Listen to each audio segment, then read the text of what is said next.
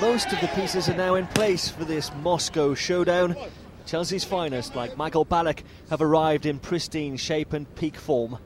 The same can be said for Manchester United's Cristiano Ronaldo, who has enthralled football crowds all season. But tonight, there can only be one winner. I think we have to pay attention to the strengths of Chelsea, without question.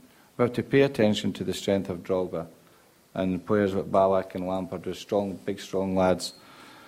If we don't, then we won't win the game. There's no question about that. Conspicuous by their low profiles during the build-up to this all-English final, however, are the foreign owners, like the Glazers of Manchester United. But more pertinently, Roman Abramovich, a man for whom Chelsea and Moscow are home, and for whom the microphone is something to be studiously avoided. While you might expect someone comfortable with the political elite here to be shouting his achievements from the city's rooftops, he is as quiet as a Moscow mouse. It's funny because the press seems to expect that everyone wants to be on TV, or everyone wants to be in the papers. Not everyone's like that. But even on an occasion like this, where his team, the team that he's built using about £500 million of his own money, is in a European Champions League final, and we still can't find him. Well, he's here in Moscow. You know, I'm sure when he feels the need, he will say something. Abramovich remains a riddle wrapped in a mystery.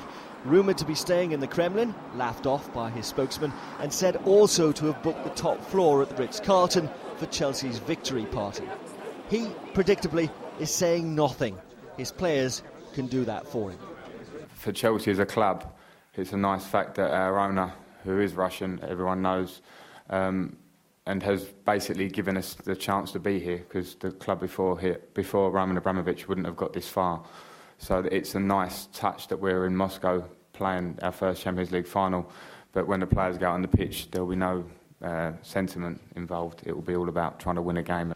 One thing is for certain, Roman Abramovich will be in the Luzhniki Stadium in his adopted home city of Moscow to watch the team he spent £600 million assembling during 5 years as Chelsea's owner.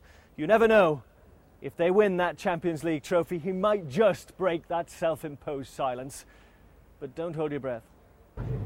Chelsea could, however, have done without Claude Makelele upending his own teammate Ashley Cole during a training session here. As if the manager, Avram Grant, doesn't have enough to worry about. Ian Doveston, Sky News, Moscow. Wait!